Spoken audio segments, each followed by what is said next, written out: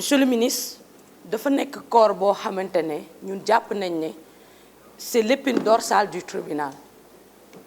C'est l'épine dorsale du tribunal compte tenu de leur volume de travail. C'est l'épine dorsale du tribunal parce qu'il arrive que certains greffiers, parce que ñu bokk ci ñun ñu bari dañu nekk ay ndaw ñu leen di gis à l'œuvre boo nekkee magistrat jugé ba pare xëy na da ngay dem mais greffier bi dafay toog régulariser yenn saa yi sax il arrive que ñoom ñu magistrat yi di amee jour de repos ñoom duñ ko am dañuy xëy si dellu si waat monsieur le ministre ñu commencé gis une saignée ñu bokk ci ñoom parce que bu concours ENA amee dañuy dem su concours magistrat amee dañuy dem il est arrivé ay cohorte yu de greffier wala promotion bu am sur 35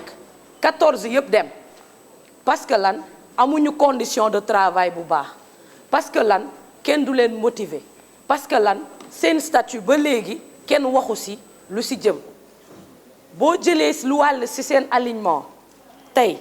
da nga gis surtout concernant les administrateurs de greffe ñu leen di wax ADG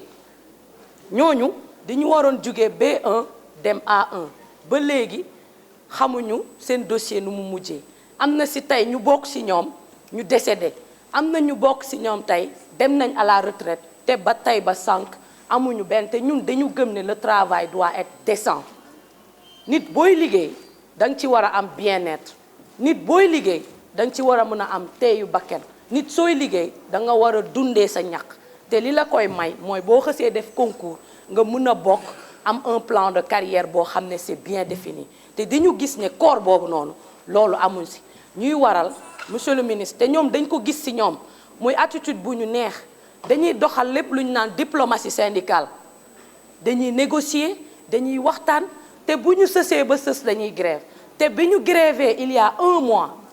seen grève bi toll ci 1 mois dafa nekk loo xam ne ñun ñëpp dañ ko yëg parce que procès amul jugement amul mënuloo am sa casier et cetera donc je pense que ne corps boobu mérité na ñu bàyyi leen une attention toute particulière ñu motiver leen mais aussi ñu respecter les accords. Monsieur le ministre, j'en viens aux textes et lois relatives ou bien qu'on appelle textes et lois discriminatoires à l'égard des femmes. Monsieur le ministre tey da ngay nekk jigéen yàlla dogal na sëy dogal na tàqalikoo mais boo tàqalikoo dañuy gis ne dañ lay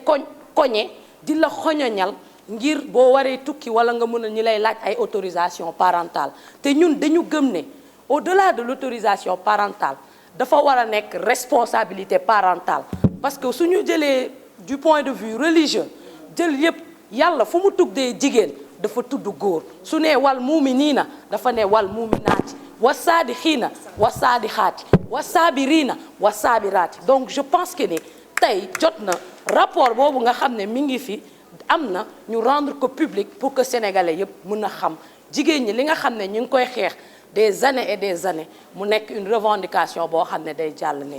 monsieur le ministre su ma ñëwaatee si li ñu naan yoon a ngi jeng man dama jàpp ne yoon warul jeng dama gëm foncièrement la justice sénégalaise mu baax mu bon mu am doole mu ñàkk doole ndax justice suñu justice la ni ñu koy waxee xaw ma lupp jigéen néew na lool waaye fi nga siy jëfandikoo donc je pense que ni tey suñu justice warul nekk une justice à 2 vitesses te Sénégal boo féetee boor bii tey nga ne non justice tout va bien suba nga féete boor bële nga ne non justice bi baaxul. En 2012 je donne juste un exemple les événements malheureux de Mermoz Sacré-Cœur s'il n'y avait pas des visiteurs indésirés yore seen ay xaj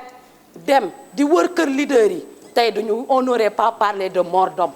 ba tey ñuy gis yéeg ak wàcc boo xamante ne amul bopp amul genn je donne l'exemple du président Moustapha Niass bi loolu xewee dafa jël taboureem taxaw buntu këram toog ne loolu du fi am donc je pense que ne mënoo nekk tey fii nga ne yoon baax na yoon gongo suba nga nekk fële ne yoon baaxul je vous remercie monsieur le président. La parole est à notre collègue Moussa Sané.